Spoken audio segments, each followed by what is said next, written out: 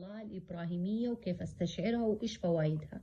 بإذن الله إنه كل واحدة عندها استفسار في هذا الموضوع حتلاقي هذا بإذن الله الفيد هذا مرجع لها. أول شيء ما نختلف عليه، ونزلت مقاطع كثير عن الصلاة الإبراهيمية، إنها تكفى همك ويغفر ذنبك. يعني كل شيء، كل هم على قلبك ربي يزيحه، كل حلم وأمنية تتمنيها تشوفيها بأم عينك حتى لو ما قلتيها. سبحان الله، وتغفر لك ذنوبك، سبب في دخولك الجنة. يعني ذكر عظيم عظيم عظيم. طيب إيش فوائدها؟ إيش هي فوائد الصلاة الإبراهيمية؟ أول شيء تكتب لك 10 حسنات، ترفعي 10 درجات. تخيلي ما بين الدرجة والدرجة كما بين السماء والأرض. تمحى عنك 10 سيئات، سبب أن الرسول يشفع لك يوم القيامة ويصلي الله عليك 10. أي شرف هذا اللي أنت تناليه بس من كلمة اللهم صل على محمد وعلى آل محمد كما صليت على إبراهيم وعلى آل إبراهيم إنك حميد مجيد، وبارك على محمد وعلى آل محمد كما باركت على إبراهيم وعلى آل إبراهيم إنك حميد مجيد. طيب أنا كيف أتذوقها؟ كيف أستشعرها؟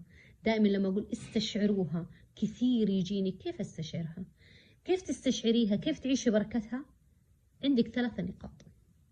أول شيء أنت عندما تصلي على الرسول صلى الله عليه وسلم، أولا تذكر أن الله، تذكري شيء واحد، إن الله يصلي عليك 10 مرات. أنت تصلي صلاة واحدة ربي يصلي عليك 10 مرات.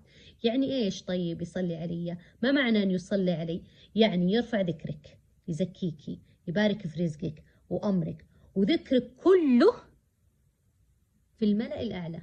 تخيل إن ربي يذكرك في الملأ الأعلى وبين الناس، ويهيئ لك سبل السعادة. أنت تصلي على سيدنا محمد وربنا يصلي عليك، سيدنا محمد صلى الله عليه وسلم، وربي يصلي عليك 10 مرات، يبارك لك ويعطيك ويثني عليك ويرفعك ويعلي شانك. تخيلي إن الله يصلي عليك 10 مرات. من أنا؟ من أنا؟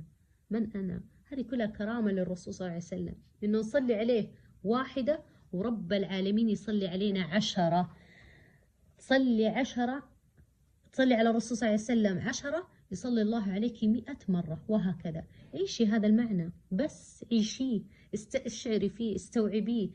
والله هالشيء يفرح القلب، وراح يساعدك انك تجتهدي انك تكثري منها وتتذوقي كثير كيف انه رب العالمين يصلي عليك الوحدة 10، يثني عليك ويذكرك في الملأ الأعلى باسمك.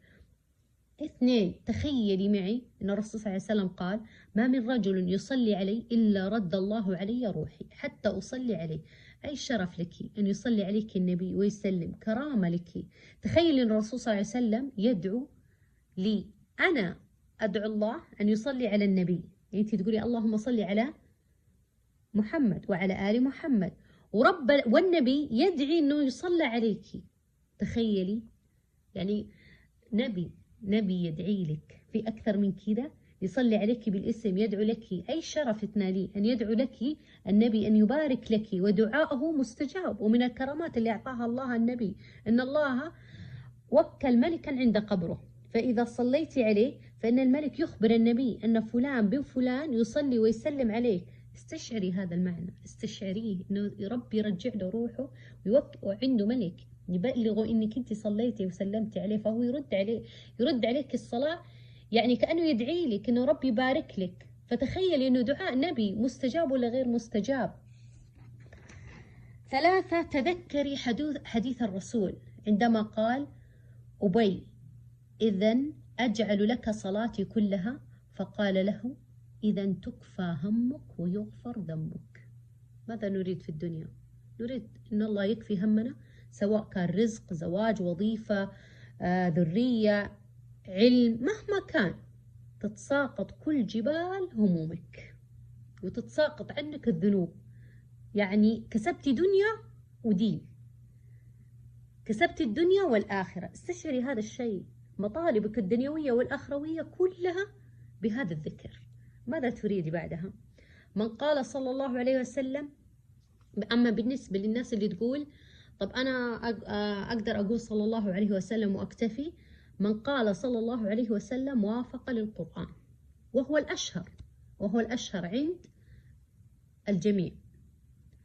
والدليل في القرآن: إن الله وملائكته يصلون على النبي يا أيها الذين آمنوا صلوا عليه وسلموا تسليما. طيب، من قالها وافق القرآن اللي هو الأشهر ويلتزمها أهل العلم والتابعون الكل. طيب، بعدها سأل الصحابة النبي: يا رسول الله، عرفنا كيف نسلم عليك، فكيف نصلي عليك؟ فقال: قولوا اللهم صل على محمد وعلى آل محمد كما صليت على إبراهيم وعلى آل إبراهيم إنك حميد مجيد، وبارك على محمد وعلى آل محمد كما باركت على إبراهيم وعلى آل إبراهيم إنك حميد مجيد.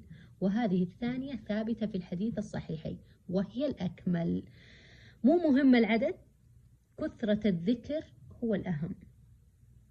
بإيش؟ باستشعار. يعني أنا ما أقعد أركز على كم العدد قد ما أركز على استشعاري لي كل كلمة أنا أنطقها. لكن سبحان الله، كثير الذكر بالصلاة الإبراهيمية والله ما وجدت فيه بين العباد إلا موفقا مسددا. أعتقد إني كذا بإذن الله إني كفيت ووفيت معنى أو استشعار الصلاة الإبراهيمية. بنات عظيمة عظيمة عظيمة عظيمة عظيمة، والله والله مهما كبر همك، مهما كان، سبحان الله، تكفى همك ويغفر ذنبك. التزمي بالصلاة الإبراهيمية وراح تشوفي كل أحلامك محققة وهمومك مزاحة. الصلاة الإبراهيمية عظيمة عظيمة عظيمة. قوليها باستشعار كل اللي قلتها سابقا. أعتقد أنك تحتاج تسمعي الفيد مرة ومرتين وثلاثة وأربعة عشان تستوعبي عظم هذا الذكر. أسأل الله العلي العظيم من نشر هذا المقطع أن الله يضعه في ميزان حسناته ويكتب له الأجر لا ينقص من أجره شيئا. وتأكدي كل واحدة تقول الصلاة الإبراهيمية وإنتي سبب اللي وصلتي لها هذا المقطع، لك أجرها وأجر من عمل بها. يعني هي وصل لها، أكيد حتوصل الوحدة غيرها. فكل دول ممكن يكون لك وقف إلى يوم القيامة. تخيلي إنه هذول كلهم يذكر الصلاة الإبراهيمية. استشعري بس الصلاة الإبراهيمية وكيف استشعرها وإيش فوائدها. بإذن الله إنه كل واحدة عندها استفسار في هذا الموضوع حتلاقي هذا بإذن الله الفيد هذا مرجع لها. أول شيء ما نختلف عليه، ونزلت مقاطع كثير عن الصلاة الإبراهيمية إنها تكفى